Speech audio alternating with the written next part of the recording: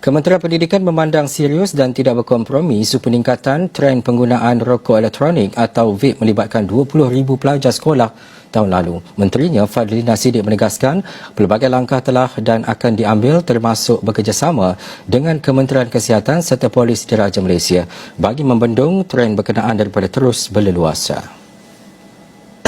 Sangat rapat, sangat dekat dalam soal kita membuat beberapa tindakan, program-program kesedaran, begitu juga dengan penegasan-penegasan kita di peringkat sekolah khususnya, dan kerjasama-kerjasama yang kita jalinkan dari semasa ke semasa. Baik, Assalamualaikum warahmatullahi wabarakatuh. Pada hari ini saya akan membincangkan sedikit tentang pelajar menghisap rokok ataupun vape di kawasan sekolah, di mana ianya menjadi satu ancaman senyap kepada pendidikan negara. Nama saya Ahmad Jazli bin Sa'adun dan nombor metrik saya A23HP0021. Seperti yang kita tahu, isu penggunaan rokok dan rokok elektronik ataupun vape dalam kalangan pelajar sekolah merupakan masalah tingkah laku yang amat serius dan memerlukan perhatian yang segera. Walaupun kawasan sekolah diwartakan sebagai kawasan larangan merokok, aktiviti ini masih berleluasa dan menjadi ancaman kepada persekitaran pembelajaran yang sihat dan selamat. Penggunaan vape khususnya menunjukkan trend yang membimbangkan kerana ia sering dianggap lebih selamat atau moden berbanding rokok selain menjadikannya lebih menarik kepada golongan remaja dan awal remaja. Isu utama yang dihadapi adalah peningkatan mendadak dalam penggunaan vape berbanding rokok dalam kalangan pelajar. Rokok elektronik menjadi pilihan kerana ia mudah disembunyikan dan sukar dikesan oleh pihak berkuasa sekolah oleh kerana bau asap yang kurang ketara dan disediakan dalam pelbagai perisa menarik yang menyasarkan golongan muda.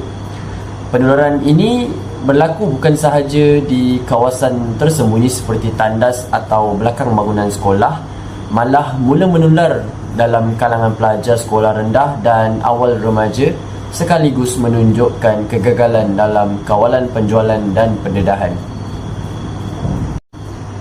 Pada tahun ini, data terkini menunjukkan kebimbangan yang amat serius mengenai prevalence penggunaan nikotin dalam kalangan pelajar Malaysia.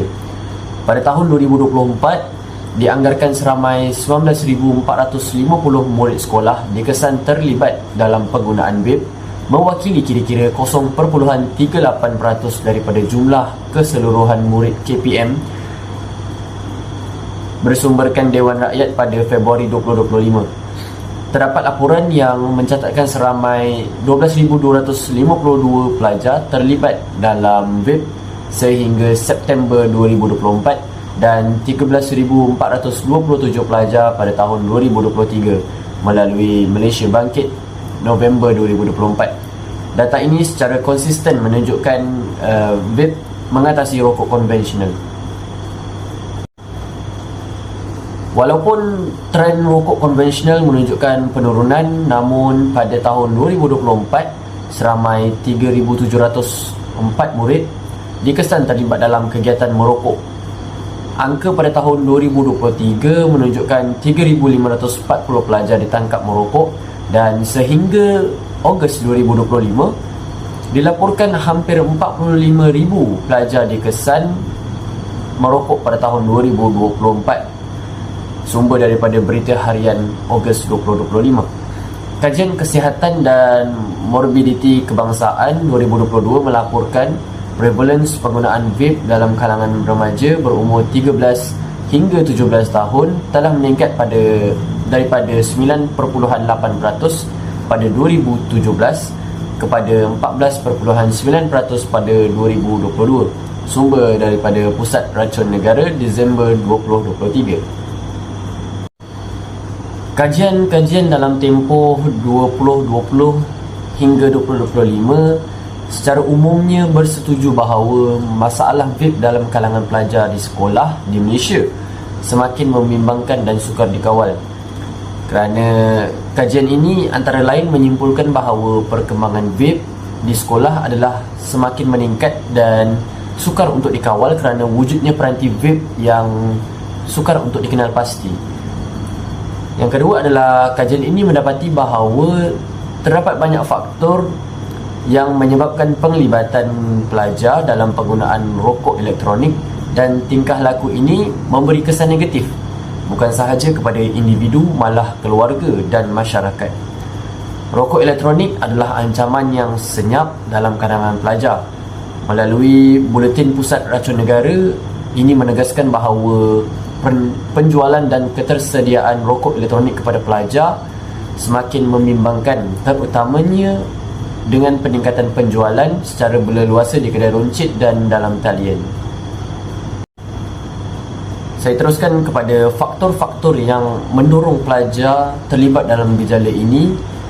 Antaranya ialah pengaruh rakan sebaya dengan ajakan kawan.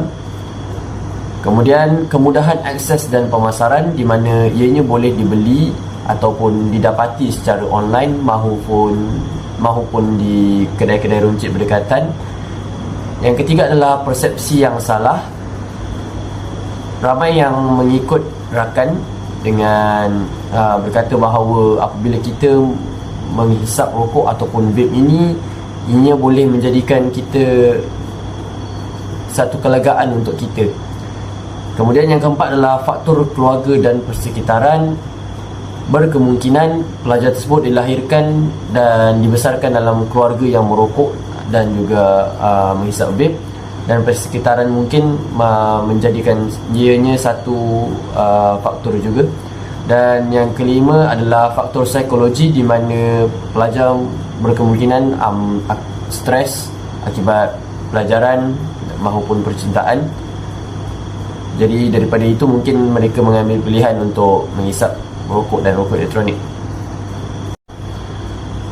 Antara beberapa cabaran utama yang dihadapi oleh pihak sekolah dan kementerian dalam menangani isu ini adalah yang pertama, pengesanan peranti vape.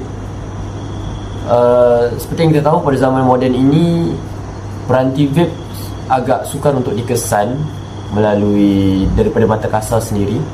Dan kemudian kekangan undang-undang, iaitu di mana undang-undang yang tak terlalu ketat untuk penjualan kepada bawah 18 tahun. Kemudian kesukaran intervensi kaunseling di mana pelajar sukar untuk datang pada sesi kaunseling jika mengalami sesuatu masalah. Dan yang keempat adalah penerimaan sosial di mana pelajar, masyarakat, ibu bapa dan masyarakat banyak hanya pandang sebelah mata kepada anak-anak mereka, kepada para pelajar.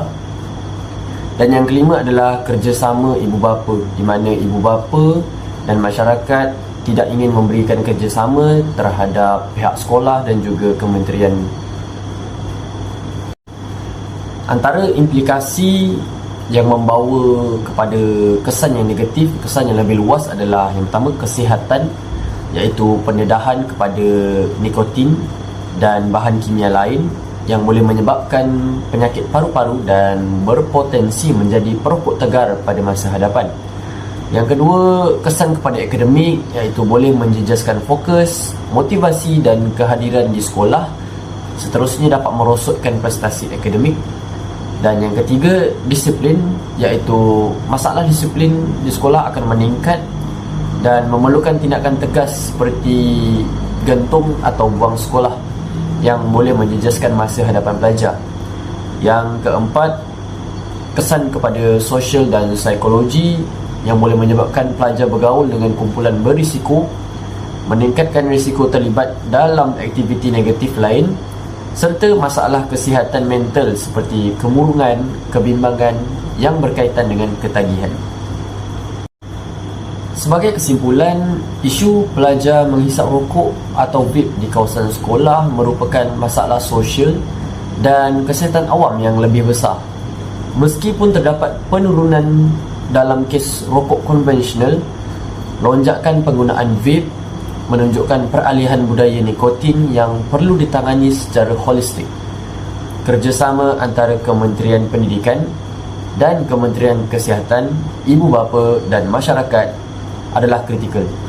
Langkah-langkah pencegahan perlu diperkukuh manakala kawalan perundangan terhadap penjualan produk vape kepada bawah umur perlu dilaksanakan dengan segera dan lebih tegas. Sekolah berperanan sebagai benteng utama melalui penguatkuasaan disiplin dan program kesedaran yang berterusan.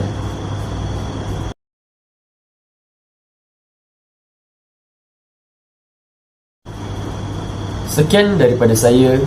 Terima kasih.